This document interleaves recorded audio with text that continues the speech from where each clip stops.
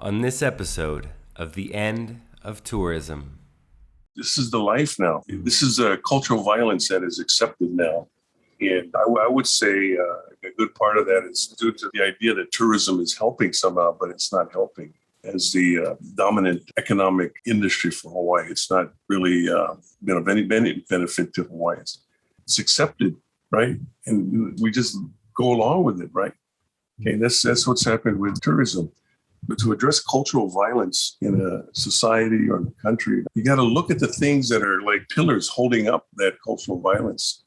And you just got to chip away at those pillars until that cultural violence falls. Yeah. Welcome to The End of Tourism, a podcast about wanderlust, exile, and radical hospitality. For some, tourism can entail learning, freedom, or financial survival. For others, it means the loss of culture, land, and lineage. Our conversations explore the unauthorized histories and consequences of modern travel. They are dispatches from the resistance. Our guest today is Dr. Kahu Kaleo Patterson, a Hawaiian kahu or priest, a sensei of the Kaito Gakko martial arts, and a local elder. He is a former Peace Studies professor at the University of Hawaii Manoa Matsunaga Institute of Peace, as well as the Myron B. Thompson School of Social Work. Kaleo holds a doctorate of ministry as well as a master's in theology. He comes from an ancient warrior line of chiefs related to Kamehameha the Great. He is the founding president of the Pacific Justice and Reconciliation Center. He has traveled internationally as a human rights activist and has been a delegate to many United Nations assemblies and forums. Kaleo also works in and directs local prison rehabilitation programs as well as food outreach programs, feeding the local community. Welcome to The End of Tourism, Kahu Kaleo Patterson. End of tourism, yeah. Could you tell our listeners and myself where you find yourself today, what the world looks like for you, where you are? Yeah, well, it's interesting. We've got an uptick in COVID-19 cases in Hawaii, and numbers are getting very high. So there's been another shutdown. And, many of us think that the travel and the tourism industry is helping to feed into that again. And so there's always an impact when we talk about tourism. And even with this pandemic, we're seeing impact. We're seeing government catering to the economics of tourism. Of course, militarization is the other big industry in Hawaii. And the way that both those industries are being seen in light of pandemic and the benefits, the treatment that those industries get is very problematic, we think. But other than that, I'm a priest in a small church in the middle of the island, a place called Wahiawa, in an old plantation community. And we've been doing a lot of food distribution in the community, maybe 5,000 to 6,000 individuals a month being served. 6 times a month, we're doing food distribution. A lot of people hungry and a lot of families in need, people with limited resources. And so it's been like that for this last year. So we're kind of coming to the end of a year. We've had about 100 volunteers and over a dozen churches and organizations that have partnered in to try to provide some hope, some relief for families in a couple of the communities surrounding Wahiawa and Wahiawa itself. And so it's been great to work with the community and to develop partnerships and to do things together. That's been very exciting for some of us, the ability to connect with people that we otherwise wouldn't really do things with. But this pandemic has brought the hope of a new community working together to take care of the needs of the poor and those who are not healthy or at risk right now. And that kind of organizing, grassroots organizing, when you have people working together, helps to build the community. It helps to create the possibilities of other ways of working together. and learning about the issues. And then we've got the Pacific Justice and Reconciliation Center. We've been working with various Hawaiian groups, sovereignty groups, and churches on apologies and reconciliations. That's been a long-standing project with us. That began with the United Churches of Christ big apology in 1993, and that we were part of, and we've been tracking the United Churches of Christ all this time. At that time, our tourism conference, the negative impact of tourism in Hawaii, was actually the impetus that led us to look at the churches more in terms of an apology, for the history of Hawaii. So out of a tourism conference came a lot of education related to the overthrow of the Hawaiian kingdom, and the United Churches of Christ was also asked to take on tourism at that time. This was in 1989. Back in those days, the churches were surprisingly very concerned and involved in the impact of tourism in local communities, indigenous communities. Places like Germany, oddly enough, was very, very close to us and brought us into Berlin one year to speak at the largest tourism gathering. Every year there's the ITB in Berlin, the International Tourism Business Exchange, and all the cheerleaders of tourism gathered there. I was invited to give a paper on tourism and human rights. And the German churches actually flew us in and brought another guy, Cecil Regenda from Malaysia, famous poet, tourism poet, and a good friend of Haunani K. Trask here in Hawaii, who just passed away a few months ago. She was a real advocate for,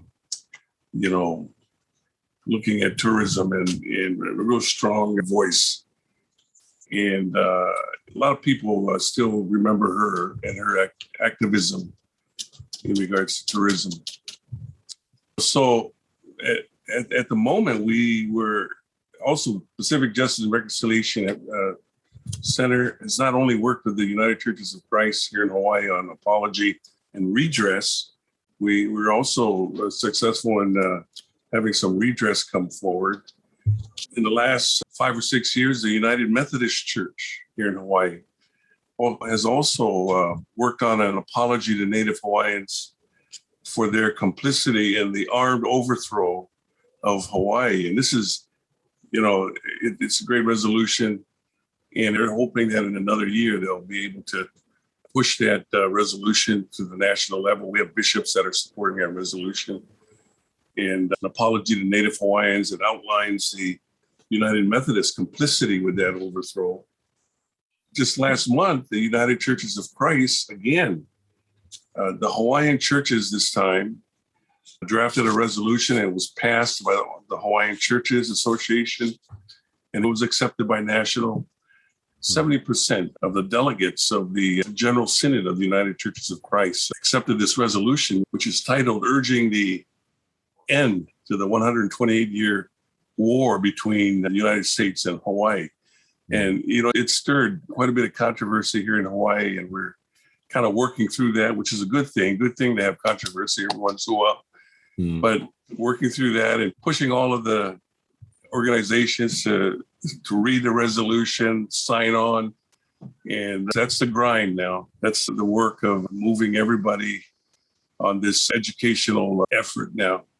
But that resolution will mean a lot to people who have been working on liberating Hawaii, freeing Hawaii from its oppressive occupied status. So all of that kind of ties in with tourism. The military in the old days, we would say that the tourism comes out of the infrastructure that was created for World War II, right? The big airports, the big bombers, the military needing to transport people all over the world. It's a good study to kind of go down that track and to see how that infrastructure and maybe even the defense contractors began to invest in mass travel, global tourism, right? And so during a time of peace, we see tourism developed and being touted as a way to promote peace. But basically, tourism is all about making money. A few people, these elite multinational corporations making a lot of money, right? It's nothing about international peace there, right? I hope some of these things are still alive. People are still talking about some of these things. Now, the churches were very involved in the early days, and Pacific Island communities, grassroots communities, had very strong voices. We learned a lot from the Pacific Island communities and the Aborigines about the exploitation of indigenous people and communities as a result of global tourism descending and acquiring land and developing hotels. And, we've studied the impact that these developments have had on communities and cultures and peoples, and the great changes that would occur, not for the good, but for the worse. And so that's the story that we've been documenting here in Hawaii as well. In our tourism declaration in August of 1989, in the preamble, there's some strong words that the fragile environment of Hawaii and its people is tremendously impacted by tourism. And we had churches from all over the world, the World Council of Churches, Catholic Church. That's a good document. So, and it's got some really great statements on tourism. I was the co-chair of that conference with Haunani K. Trask. And that conference created the organization that became the Pacific Justice and Reconciliation Center.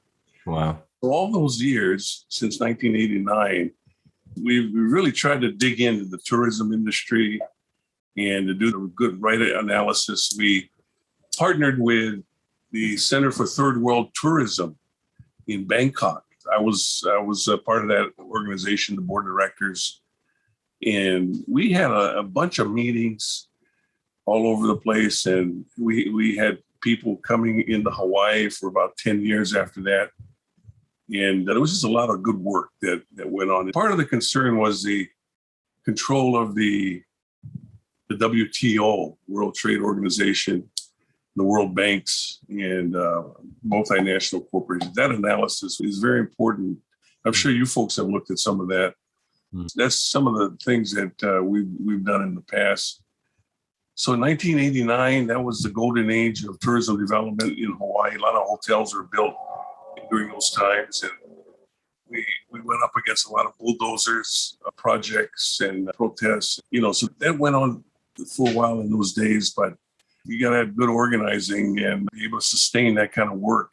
Over the years, the next generation is coming up. You really got to spend time educating the next generations that are coming up. And there's still some good work being done. I heard today, I didn't go to church today. I took a day off, but some of my members, they said, "Oh, we're not coming to church today." I said, "Oh, that's good, because I'm not going to church either." And I said, "Where are you guys going?" I said, "We're going to the North Shore, and we're going to protest a tourism group that's messing with our turtles," right? Wow. Messing with our turtles in Haleiwa or somewhere on the North Shore. So there's always something going on, related to tourism. I better stop there and let you ask some questions, because I like to really try to address what you're working on. Sure. No, thank you for that incredible introduction. I think that these are definitely strange times, and these are conversations that people are being drawn to at the moment because of the circumstances of the industry, of the world, and to know that there's people like yourself and your colleague recently passed that people can look to for not just examples, but leadership. And there was something I read recently in a great book called Joyful Militancy. And it was saying how in the last 10 or 20 years in North America, or at least Anglo-North America, that so much of a sense of solidarity and mutual aid, the things that you described a little earlier that you're involved in on the grassroots level there, have largely been forgotten because the history of these things has been forgotten, which is to say that people imagine themselves as being somewhat alone generationally in these struggles, young people especially. So I think it's incredibly important, the work that you're doing, and especially as a leader and elder and kahu in the place that you live. So in 1989, you, among your colleagues, drafted and published the Hawaii Declaration on Tourism, right? Some 4 years later, in 1993, you released an essay entitled "All is Not Well in Paradise." Yeah. Uh-huh. In that essay, you wrote about three major impacts of tourism in Hawaii. One, that it produces minimal economic benefit for Hawaiians. Two, that tourism amounts to a cultural invasion of the islands. And three, that tourism contributes to the destruction of land and environment there. Now, if you were asked to rewrite this essay to reflect the current times, would these 3 points remain a part of your writing? And would there be any others added to the major impacts of tourism there? Yeah, that's a good question. I think our 30th anniversary has come up. And, when we looked at that declaration, reviewed it again, we found that things had really moved along quite a bit, but that there was much more that needed to be done, and that we had lost some ground or had gone backwards on some of those things. This may not be a good thing, but there were no Hawaiian general managers of hotels in Hawaii back in those days. I mean, that was something that you could easily count, right? Zero. Wow. Most of the Hilton, the Marriotts, all the big name hotels, most of the general managers were either white or Asian, right? Or European, right? And, of course, multinational corporations are predominantly not from Hawaii, right? I mean, they're just transnational corporations. Right. And so there was a big push because a lot of Hawaiians work in the industry. There was a big push, and we supported the idea of the Native Hawaiian Hospitality Association to kind of look at the equity and the employment in the tourism industry. And we considered that would be a good thing for Hawaiians to be more involved in the leadership and guidance of the tourism industry. And so there was an association. And now today there are many Hawaiians who are in leadership in that upper echelon of decision-making in hotel development. In fact, I think many organizations realize that would be a good thing, to have more Hawaiians instead of just having Hawaiians dancing hula or playing music or sitting behind the front desk. There was a time 30 years ago when there were classes that were held in hotels for executives, classes like Hawaiian 101, right? We pushed back and we said, hey, you don't need classes that's going to teach non-Hawaiians how to be Hawaiian. You just need to hire Hawaiians and put Hawaiians in there and help train Hawaiians to run these hotels, right? We found that Hawaiians are very sensitive, more sensitive, are better decision makers than the community is, by and large, better able to make decisions that are going to benefit the community. We all knew that a lot of the money that's made in tourism doesn't stay in Hawaii. There's a lot of leakage. I can't remember the exact figure, but maybe 10 cents of every dollar stays back in Hawaii and benefits the community, something like that. Yeah. But I hope there's new statistics floating around today. So that was one of the things that happened. We've seen some hotel development, and it's very sad.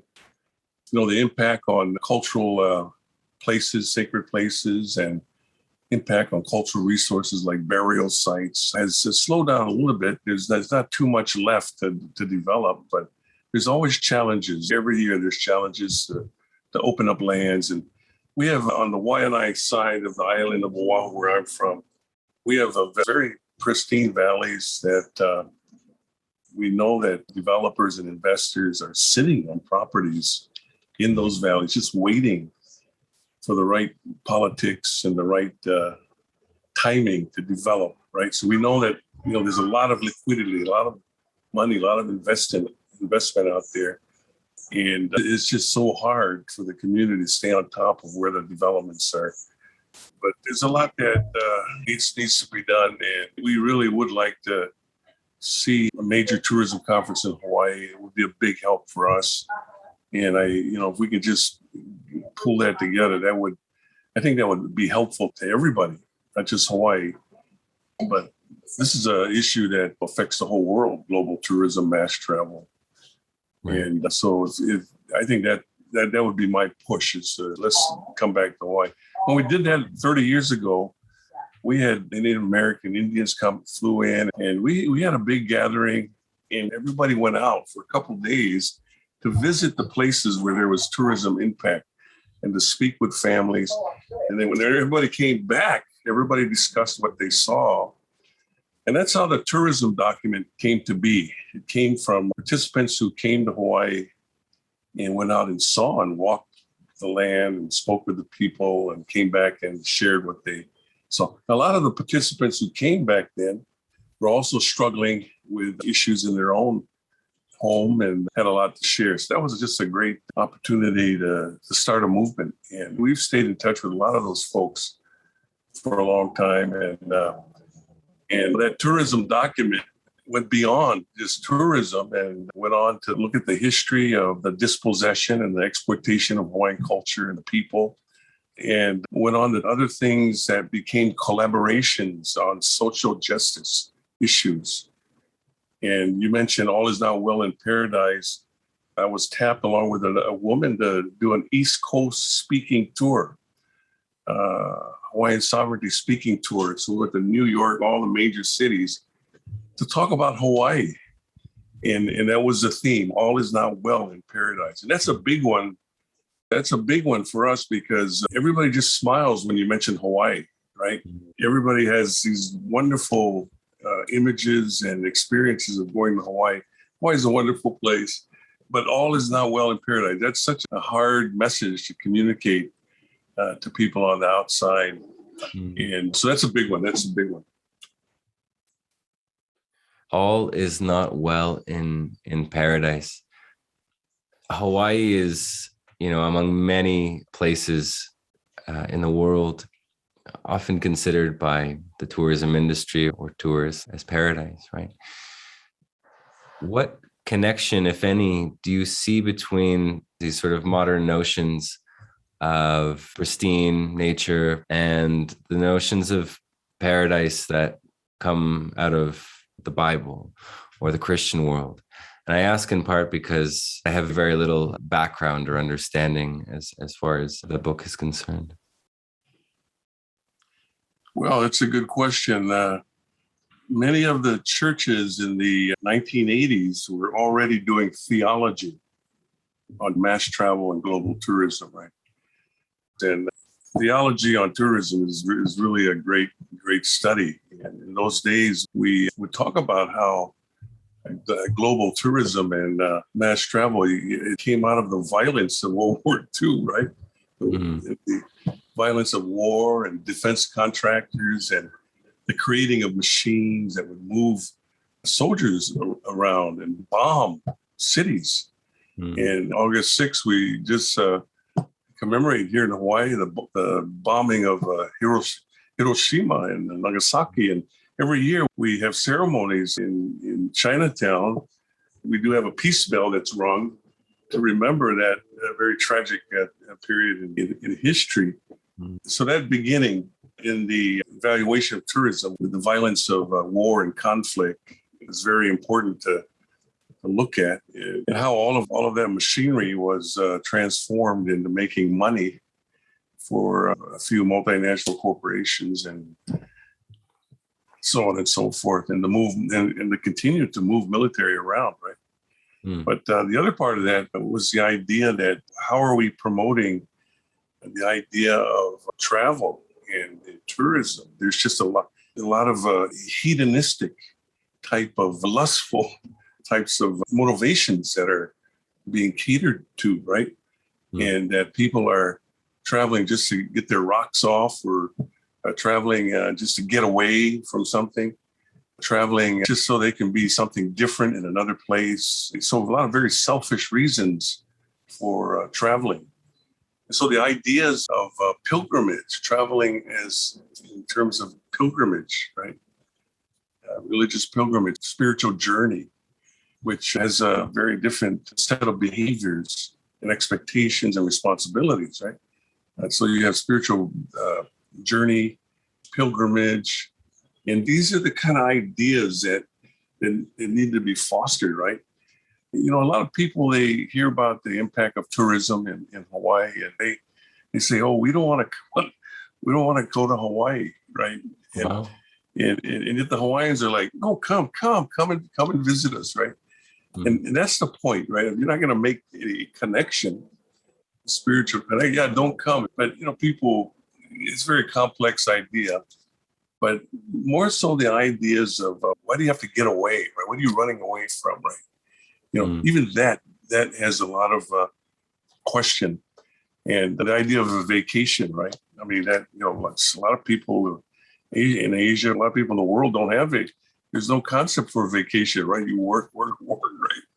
And then, you know, the workers of the world, man, they don't have vacations, right? But anyway, so it's almost a sin to have that as a part of a Christian philosophy that we have to take a vacation every year. I mean, we should be moderating and pacing ourselves all year round. I mean, so vacation becomes a time to do things that we wouldn't be able to do at home. We have some of the clergy in the Marshall Islands, one of the Pacific Islands would always joke about going to the Philippines and just doing once a year, go to the Philippines, and we can do whatever we want in the Philippines because it's beyond the 100-mile limit of our island, right? So We're not bound by any of the restrictions. In Hawaii, a lot of the Hawaiians go to Las Vegas. We got a lot of big Hawaiian community in Las Vegas, right? Now, so that's the analysis, the theology that people need to look at, and how does that mesh with the biblical faith and tradition? And you know, Jesus didn't take a vacation, but he did go up into the mountain and he would pray. He would commune with nature, right? The Germans were feeling very guilty about tourism, and that's why the churches got involved. Wow. They were seeing a lot of Germans traveling for things that they didn't feel was spiritually appropriate or theologically appropriate or part of the faith tradition, right? And so you have a lot of Germans, Europeans supporting the sex industry in Thailand and Korea. And so that's a big industry. Then there was a lot of child prostitution was going on in the 80s as well, right? And a lot of the Christian countries were feeding into that from the United States and Europe. And so that's a big one. That really needs to be reevaluated. So the phrase end of tourism, yeah, there's a need for spiritual journey and pilgrimage and things that are more human and involve more interaction and the sharing of ideas and aspirations, and the vision for peace and harmony, I think, is what many of us would really support, right? Certainly. So I'd like to do a kind of rapid fire series of questions regarding some of the quotes that I pulled from your essay, All Is Not Well in Paradise. So this essay was written in 1993, so 30 years have passed. I'd like to speak to some of these quotes or mention them briefly and simply ask you if what you wrote still applies today, if it's more true than it was 30 years ago. And you can certainly feel free to elaborate if you like. Yeah. So the first quote arrives as such. Contrary to the claims of its promoters, tourism, the biggest industry in Hawaii, has not benefited the poor and the oppressed Native Hawaiian people. Tourism is not an indigenous practice, nor has it been initiated by the Native Hawaiian people. More true, still true, or has that changed? Oh, yeah, I think more true today, yeah. Okay. We have more homeless, more Hawaiians in prison, more Hawaiians that are poor and sick, you know. Yeah, so I would say very, very true, yeah. Okay. The next one arrives as such. Tourism is a new form of exploitation. As a consequence, the Native Hawaiian people suffer the most. Their culture has been increasingly threatened. Their beaches and even their sacred sites have been taken over, or intruded upon in order to build tourist resorts and related developments.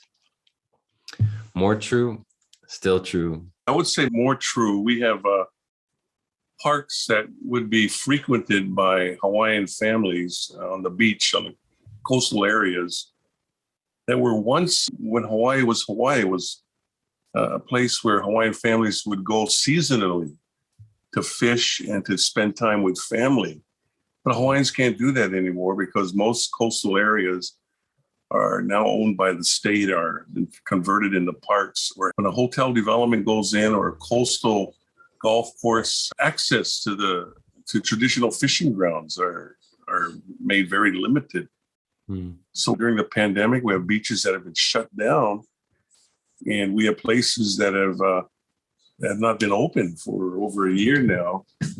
But we are seeing more restrictions on access to traditional places where Hawaiians still gather and fish.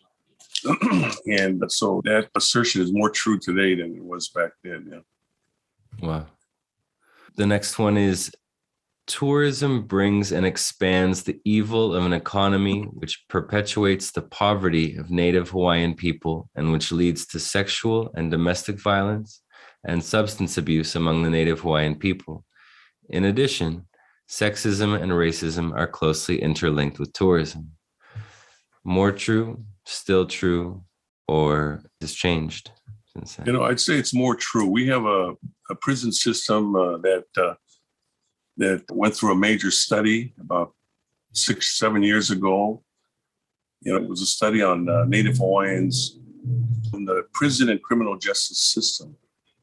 Part of what this study said that there's tremendous racism and inequity in the prison and criminal justice system, that Hawaiians are being profiled and targeted. And so we have a lot of Hawaiians in prison.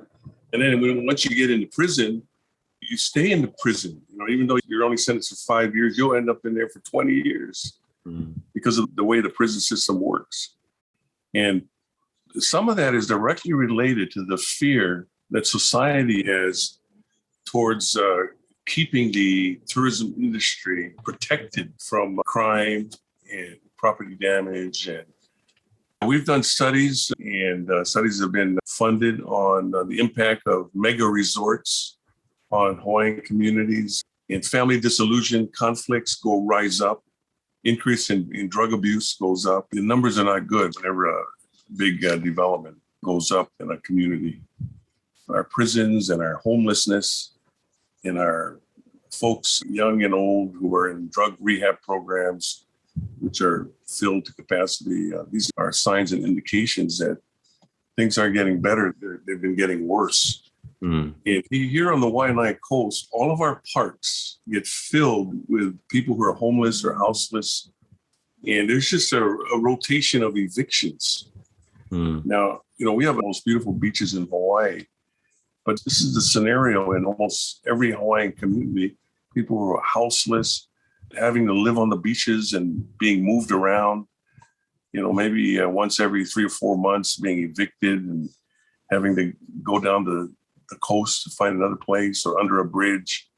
This is the life now. This is a cultural violence that is accepted now. And I would say a good part of that is due to the idea that tourism is helping somehow, but it's not helping. As the dominant economic industry for Hawaii, it's not really been of any benefit to Hawaiians. Yeah, it's a lot worse than it was when we did that assessment back then. Wow. This really succinct and incredible essay that you wrote will be available to our listeners in the show notes and the website. Yeah. After 30 years, all is still not well in paradise, and things have gotten, as you said, progressively worse. Yeah, you have the community getting progressively worse, anything like that. But then on the other side, you have those that are the cheerleaders of the industry doing quite well. Yeah. And then now we have just a lot of absentee landowners. So, it just kind of opens the door to everything. I have a question about the last year or so in Hawaii and the consequences of the COVID-19 pandemic. So in my experience living here in Oaxaca and southern Mexico, Like most places in the world, we went into a serious and enduring lockdown.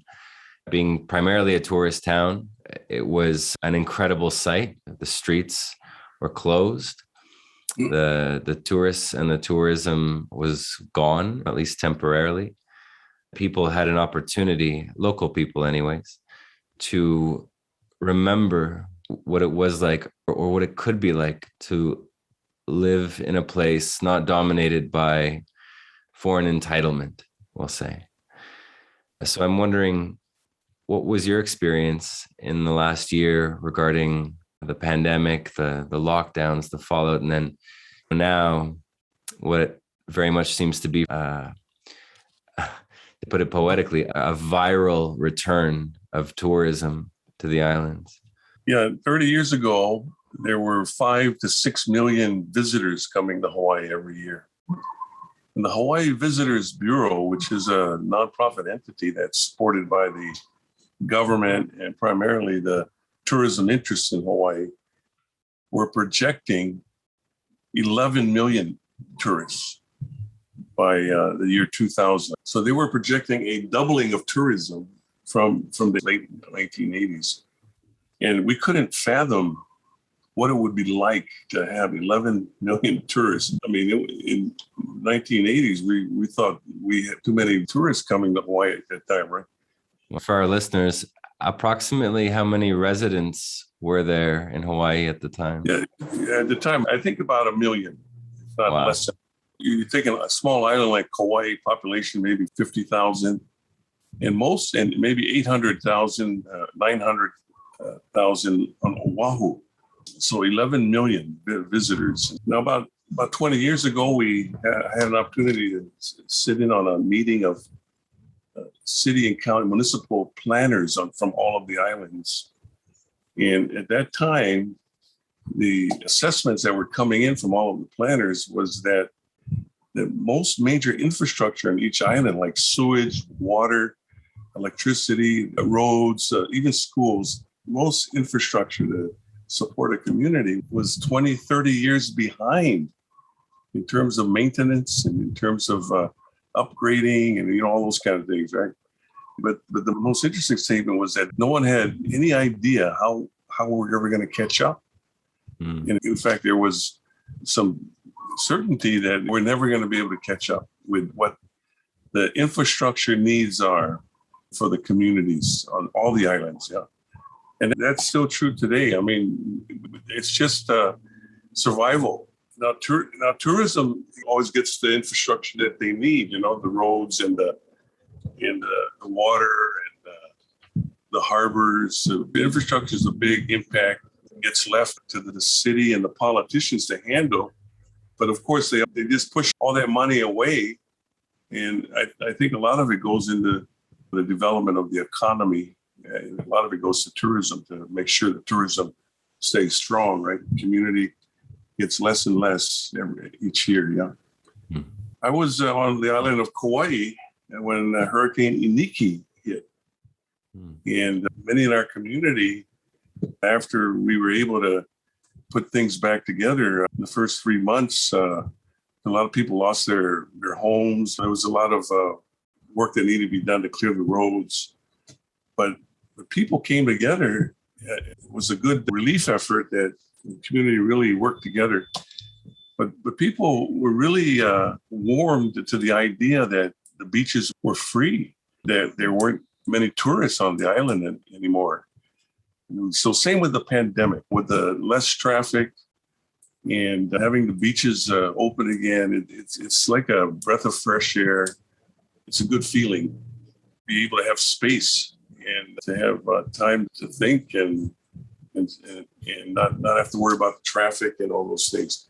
Yeah, that's a big wake-up call. Yeah, certainly I can imagine. And we'll see, I guess, what happens now as measures and contingency plans and restrictions start to be loosened. I will say that when I was on Kauai, I worked a lot with 3 churches that I was a pastor. Many of my members worked in the tourism industry, desk clerks, rent-a-car agencies, back office, food and beverage. And the stories of being mistreated by people visiting from faraway lands, just the rudeness. I'm not saying all visitors are like that, Right. but if you're working in the industry, it has a toll. Many Hawaiians that I used to spend a lot of time within the churches, they really didn't like working. I'll make that statement. I mean, so just imagine every aspect of tourism where Hawaiians are working, and it's hard spiritually and emotionally for people to work in the tourism industry. It's a very demanding industry for people who are having that face-to-face contact with visitors. It can be very tough, very tough. Mm. I worked in the hospitality industry in Toronto, Canada for 10 years, and then here in southern Mexico in the tourism industry for 5. And it just doesn't change the expectation and entitlement of getting to be on the other side of the table, in the sense that most people are serving others throughout their week, and their vacation is somehow a way in which they get to be on the receiving end of being served, right? But Yeah, of course, we used to say the new plantation industry. So how do you, this is where we come back to the theology about travel and what our behaviors and our protocols are. And reciprocity is a word that comes up over and over again. Today, the word ho'okipa is used as a word for hospitality, right? So, it implies that when somebody comes off the plane, you got to give them a lei, right? And for dance a hula, when the people are coming out of the gate, right? We play some Hawaiian music, right? But in the old days, actually, ho'okipa was a word that had more meaning than the word aloha. Okay, but aloha is a very, very powerful word. You don't use that with everybody. You use that with your grandmother, your family, right? But you want to use it with somebody you don't even know who's coming off a plane, right? But anyway. But ho'okipa is a word that had even more meaning in the old days. So in the Pacific, you would go from island to island, right? Visiting people, and maybe go 100 miles or 1,000 miles and just to look for a place to live. But whenever you saw an island, you'd be very careful how you would approach that island. Okay, you'd want to make a good impression, and you want to be very respectful. Okay, you would bring something, some gift, and you would go and announce yourself and tell who you are. And then we would say you would bring a ho'okupo, a gift. And you would also understand that there's always a leader on an island or an elder, right? So you would ask to see that person, right? You don't want to create any problems. So you got to make sure you go to the right person first. And you just pay your respects. If you're coming from an island that just had a hurricane, right? You might ask for help. But it would help if you had developed the relationship prior to that, right? And so ho'okipa was the word that meant reciprocity, where you wanted to make connections and you wanted to have good relationships. Even if there wasn't anything that you needed, right? You would do that because one day you might need help, right? And so you want to have those relationships in other places. But today's tourism, there's none of that. The people, there's no expectations. People just come. So there's no incentive to be nice to anybody, right? No incentive to be kind. But anyway, that's part of the thinking that needs to be done, and people need to be educated sometimes how to do that. Yeah. Yeah, that's incredible, really, and that practice of Hawaiian hospitality, as you referred to it as reciprocity, comes up against the kind of corrupted or perverted hospitality that exists in the quote hospitality industry. So I'd like to, if we can, touch on the Pacific Justice and Reconciliation Center and your work. You mentioned a little earlier that the Pacific Justice and Reconciliation Center was formed in part out of the tourism conference in Hawaii in 1989, that it was formed as a result of the deliberation and the consequences of tourism at the time. on the Pacific Justice and Reconciliation website. It's written that the organization began as a progressive faith-based coalition in the 1980s, a project of the Hawaiian Council of Churches, addressing indigenous and native Hawaiian sovereignty and governance issues, responsible tourism, environmental justice, and peace and nonviolence through direct action, organizing, community education, and advocacy. Could you, Kahu, offer our listeners a little of how the Pacific Justice and Reconciliation Center started and how it's evolved since then? So in the 80s, we were already wrestling with tourism issues on all of the islands. And there were people that were wanting to do something. And I was on Kauai, but I grew up on Oahu. And we've had big issues with tourism and development and fighting development and militarization. We have a valley right down. My family is from that valley, and everybody was displaced from that valley. Military took over the valley. Wow. And did bombing in the valley. We would hear the bombing at night and see the training, and then there'd be fires in the valley. And this was a valley that was a old fishing village in the old days. So I was on Kauai, and Hawaiians were standing in front of the bulldozers on hotel developments for the 10 years that I was there in the late 80s. And one of the first projects, and this was my first church I served, was on Kauai. Within the first year, I was asked to help out with a hotel that was trying to add another wing to its development, but it would impact a sacred site, a city of refuge. And actually, this area had 5 heiau temples. Just a remarkable cultural, historic area. And this city of refuge, or Pu'uhonua, the mouth of the Wailua River, was already being impacted by tourists staying in the hotel, and they'd just come out the back door and walk through the sacred site and leave beer cans and trash. And so that was number one. But then they were going to build another wing to the hotel that was going to destroy the integrity of the system of heiaus in this valley. When the Hawaiians built heiaus in an area, there was often a view corridor between the different sites. So that maybe at some point they would light fires and you could see what was going on. But this wing was impacting a view corridor between this city of refuge, or a place of refuge, and a navigational heiau across the road. And so anyway, we won on that issue, went to the state legislature, pushed on that issue, and I became the president of the first curatorship of a sacred site on the island of Kauai. And some of these curatorships were just being established by the state of Hawaii because a lot of historic sites were being impacted, and they just really needed to protect these sites. So that's how I got started. And it was kind of odd for a Christian minister to be protecting these sacred sites, some which were sacrificial heiau.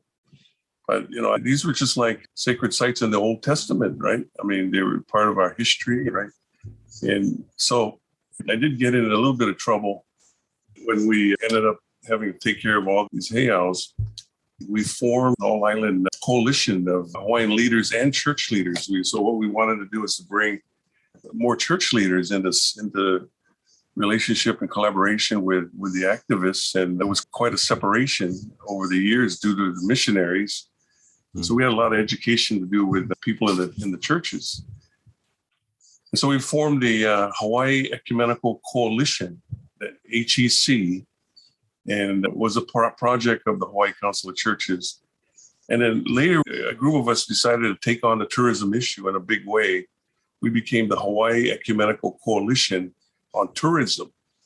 So this organization produced the Hawaii Declaration, but it also pushed out and tried to implement all of the recommendations that came out of the Tourism Declaration. So you just can't have a conference and you have all these recommendations and you don't do anything. Somebody's got to do all the recommendations, right? So since I was the co-chair, it fell to me, I got to follow through. So we had a committee. We just went down the list. One of the first things on the list was go to all the churches in Hawaii and ask them to apologize Wow. for their role in the Wow. overthrow of Hawaii. And if they weren't involved in the overthrow, well, how come you're not saying anything now, right? So we did. We divided up, and I went to the Episcopal Church. I went to the United Church of Christ, and we asked them to inventory their church lands because, a lot of the churches had a lot of church lands, and some of those lands, stolen land, a lot of the land stolen after the overthrow. Mm-hmm. That's well documented. So we tried to push the churches and get them involved. And then we started doing a lot of community organizing, direct action organizing, using Kingian and Gandhian techniques and strategies. And so we started getting arrested.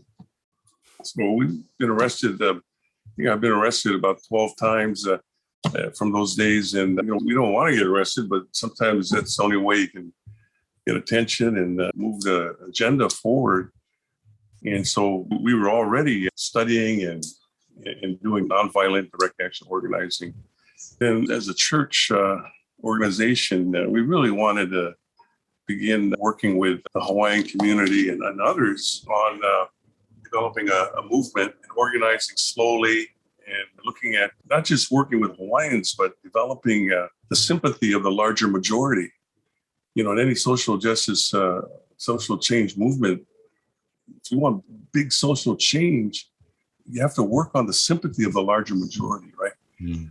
So part of that involved using Gandhi and King, Martin Luther King, right? So we would go to all the Martin Luther King parades and we get involved with the Gandhi groups that were in Hawaii, and we did all that networking. And then we got arrested at the airport. This was a big tourism issue for us, yeah. So I think it was 1999. A group of us, we had an all islands gathering. We decided we were going to do an action on the airport, and I set that up. I think 14 of us were arrested, and the airport wasn't sure we were coming, but we came, and they were quite confused and didn't know who was going to arrest us, whether it was the police department or the marshal's office or the Department of Public Safety or the airport anti-terrorism unit. So we actually made it all the way into the control tower. And the elevator was opening, going up and down. Finally, we got arrested, and it was a good one. We had some other actions after that. And it was all very, very peaceful. But I think the next year, a couple of years later, 911 happened, and the Twin Towers went down. Hmm. And we're still working on this issue. We're getting ready to go back and do another action. But after 911, we felt it was best to not have anybody get arrested because, you have Homeland Security now, and everybody was quite tense. And so we decided about that time, we were asked to teach some courses at the University of Hawaii. And this is story is almost over now, but we started teaching Gandhi and King and Liliuokalani. We developed that class, Gandhi, King, Liliuokalani at the University of Hawaii. And then the power of nonviolent political alternatives. And so the reason we wanted to do this was we felt that this is going to be a long haul now after 911. And we wanted to study all of the social change movements in the world, especially Indian country. Because of the 500 years of discovery Holocaust, Native Americans, indigenous people all over the world have learned how to do nonviolent direct action organizing, but in cultural ways, right? They have a lot of experience. So we did it. We studied the Western models, Gandhi, King, and so we wanted to study everything. So that's when university, we kind of said, well, let's put our heads down for a while and see what's happening and watch for the good issues to come forward. And that's when we changed our name to the Pacific Justice and Reconciliation Center. Okay. So that was our big shift. And we had just come back from the Vatican. We went to ask the Pope to rescind the papal bull of 1492. Wow. Right. And, we ended up talking with the Pope didn't want to see us. So we ended up talking to the Cardinal Ratzinger, who eventually became the Pope.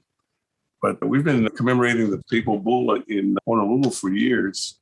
So when we came back from the Vatican, that was shortly after the anniversary of 1992, a couple of years after that. Wow. we decided to open a peace center in Chinatown. So we said, well, you're going to do peace work, you got to have a peace center.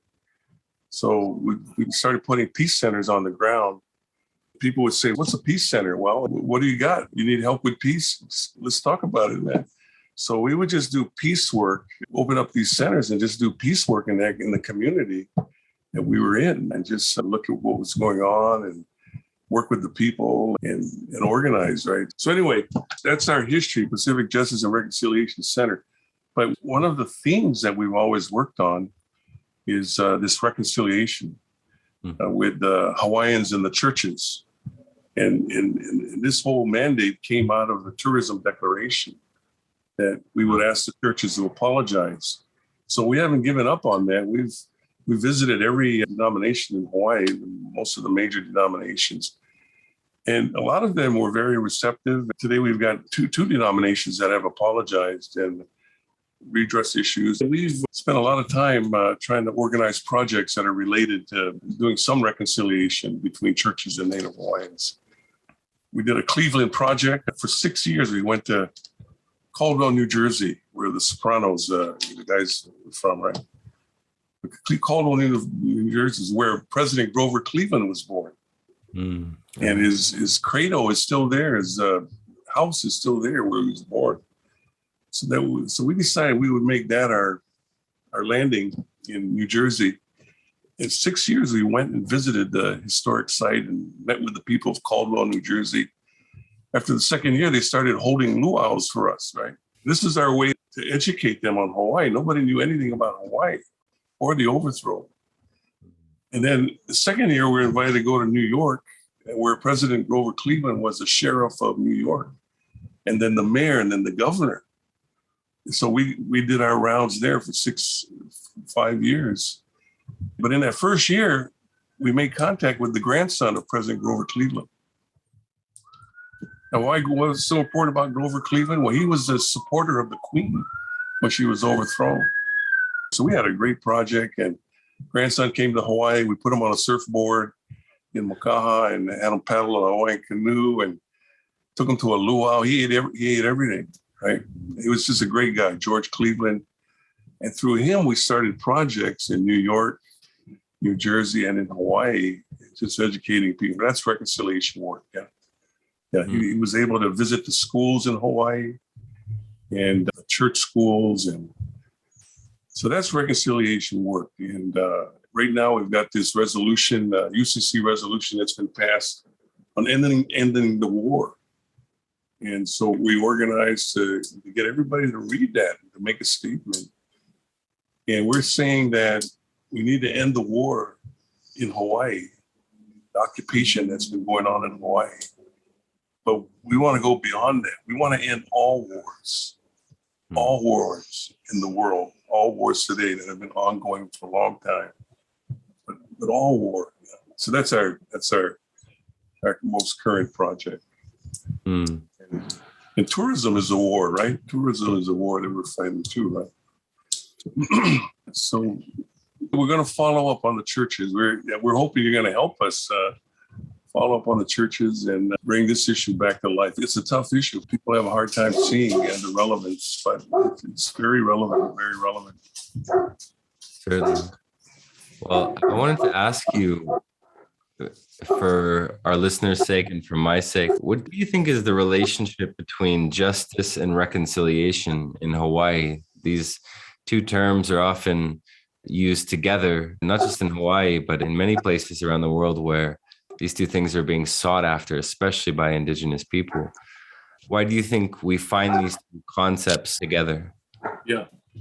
Well, I'm glad you were able to find my website, our old website, because we did a resolution in 1994. In that resolution, there's history, and there is a theology section that talks about justice and reconciliation. Yeah. You just can't have reconciliation. You got to have justice. Okay, those you got to have. And hopefully you have justice first, then you do reconciliation, right? But nothing is ever as simple as it seems. Everything's quite complicated. But you got to have justice and reconciliation. Those have to be tied together. Yeah. Now, a lot of times you can't have justice, right? Somebody cuts off your brother's arm, right?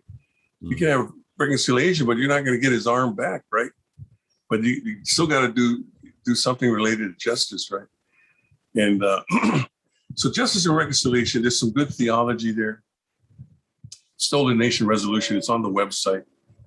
Then there's also a sermon by Terio Kawata in one of our events, and I think it's in that website on as well. And he talks about justice and reconciliation, how important that does. And he talks about it from the point of view of someone whose family, and he was also incarcerated or put in a internment camp as a Japanese American. A lot of Japanese Americans were put in internment camps, and there was a justice and reconciliation process for them too. But it's interesting to study the relationship between justice and reconciliation.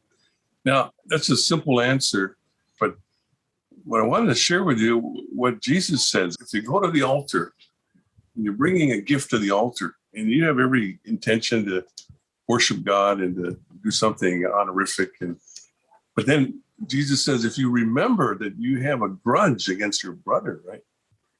Okay. He said, go and reconcile with your brother, right? Go and reconcile with your brother. What does that mean, right? Well, in the Hawaiian language, the word used for reconcile is ho'olaulea, ho'olaulea. Now, ho'olaulea, means to make peace, but it can also mean to make joy, make joy with your brother that you have to reconcile with, right? Mm. So that's kind of a form that try integrating that with justice and reconciliation. Sometimes it's not a one for one, eye for eye kind of a thing, right? It's more human than that. It's got to be deeper than material or physical things, right? So, what Jesus is saying is, make peace, make joy. Yeah, it's got some deeper meanings, but at least we want to make joy with those that we may have hurt, and that's not an easy thing to do. That's probably harder than justice. Justice is probably easier, right? Because you can just do something, but you still don't have the relationship, right? But making joy is much, much deeper and much, much harder. And yeah, absolutely. I mean, to make peace with someone, at least I think in the way that I understand it, or that I've been taught to understand it, is to find a point between two worlds that induces or implicates the absence of war or the absence of conflict, this notion of peace as those things.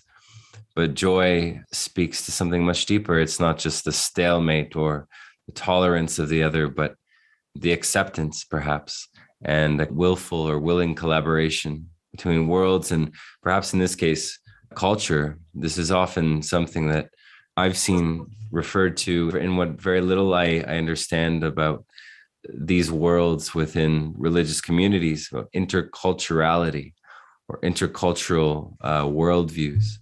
For better or worse, this is often something that's also applied to the promotional or marketing strategies of tourism companies, inviting people to learn about other cultures or to engage in responsible or sustainable tourism. But it often ends up being fairly superficial in the sense where people might learn that the word aloha means hello, or it's a greeting, when in fact, as you said, it has a much deeper meaning rooted in a distinct and diverse Hawaiian culture that many tourists either don't see or are hidden from. The hula marketing, as you put it in your essay. So I guess my next question is, do you think that what I'm referring to as interculturality and perhaps what you're referring to as reconciliation, do you think that these things can arise through tourism, or are they incompatible? Yeah, I think you need another name. Tourism has its own definition now. And so with that current understanding of definition, I don't think it's possible to create a new world with using that term and what that term means today. Because you have so much inequity built into that word and very little reciprocity. You have communities that are being impacted by tourism, by that word, by the concepts, by the players and the structures. So I think you do need a different set of terms and models and ways of thinking about the way people travel and how people are living in the world now, especially after pandemic. How does tourism make sense after the pandemic? And what are the needs that arise as a result of the pandemic related to travel? I said when Hurricane Iniki hit Kauai, all the hotels went down. So a lot of our local community workers were not working. Of course, we didn't have electricity or water for 3 or 4 months, maybe more. But our group was able to pull together a tourism conference on the island of Kauai. It was titled something like Shattered Dreams and New Hopes. Yeah, something like that, right? But there was a good plan that came up from the community that was community-based, right? People were really excited about that. And that's what needs to happen, right? I mean, you almost want to take out the big guys at this point, right? It's like South Africa. You can't just reform an oppressive government. You have to replace it. You gotta overthrow it. Something has been so oppressive and so unjust and so evil for so many years. You can't reform it, but you just have to create something new. And I think that's what we tried to do on Kauai. But I think after pandemic, you've got the same dynamic going on. It's a time to think about rebuilding. How would you rebuild, or at least start the conversation? How would you rebuild? But we're projecting that the global industry is run by a group of people sitting in a boardroom around a table, right? In fact, it is. There's a couple of guys running the tourism industry worldwide, right? How would you do that differently? So how would you divide up the unity that they have that's being used to exploit people all over the world and make money, right? How would you break that group up so that they don't have that kind of power again? Now, the Catholic Church was very, very critical of the global economy. There was a lot of churches were critical of the development of the global economy. And sure enough, the global economy was very, very bad for the world, because that's the entity that is controlling the development of tourism in the world, not communities, not people who have special relationships with the mountains and the rivers, right? And so that's a big issue. And you almost we worked with a guy from Australia who was working in Fiji, and they had a concept that they were developing, and they took 2 valleys in Fiji. In one valley, they would develop a tourism model that would be for the tourists, right? And the tourists could only go there in that valley. But in the next valley, all the people that lived in their own village, they worked in that other valley. So in the morning, in this village, what they did was they did an inventory of everybody who could cook, everybody that could fish, and they made a list of all the talent that they had in this village. And that's how they developed the tourism arena in the next valley. They used all the people from one valley and developed a tourism industry that was isolated in this next valley. They wouldn't impact the community at all, right? I mean, that was an interesting model. And, the idea was that you don't want these tourists running around all over the place. Just keep them in that one valley. And I thought, wow, there's some merit there, yeah? And it's kind of like people going to Disneyland, right? Or people going to a mega resort, right? If you go to Disneyland or a mega resort that has a golf course, most mega resorts have their own golf courses. And then they have homes, rich homes around the golf courses. And then they have little shopping centers, right? And then they have their own restaurants. So the tourists don't have to go anywhere, right? So they make all the money. So actually, no money, very little money goes into the community, yeah? Okay. So that's the concept of tourism that we've seen for many years, where they're protecting the visitor spending in the mega resort. And so Hawaii really doesn't get any benefit from that model. You know? But that's something to think about. And that's the kind of discussion that needs to be looked at now. So we've been speaking for a couple hours now, and very grateful for your time and for your willingness to speak on these issues. I have one more question.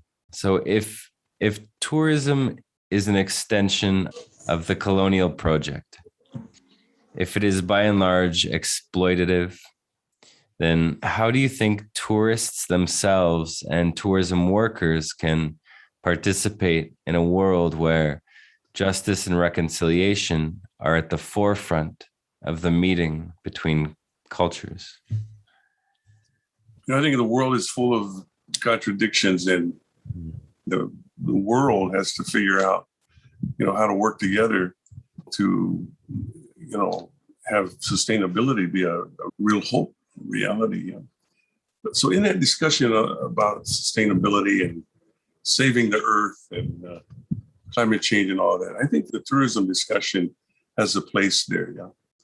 And we're already hearing about how air travel is very destructive on the environment. And so there's some of that coming into this right now. Yeah? Travel should be decreased at least. And instead of just looking at carbon emissions, we should be looking at decreasing tourism emissions, right?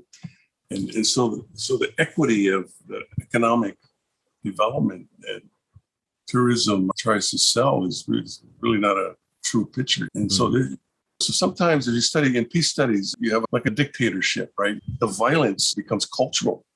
It's accepted, right? And we just go along with it, right? Okay, that's what's happened with tourism. But to address cultural violence in a society or a country, you got to look at the things that are like pillars holding up that cultural violence. And you just got to chip away at those pillars until that cultural violence falls. Yeah, we've seen a lot of examples of that with women issues, right? Constant chipping away of how women have been exploited and not treated as equal. But yeah, I think there needs to be some stronger analysis of tourism and education.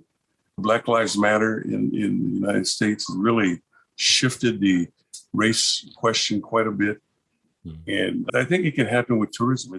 Tourism would be a great issue to see, more traction on that. So it's kind of crazy to believe, but when you organized the Conference on Tourism in 1989, I was 4 years old. Wow.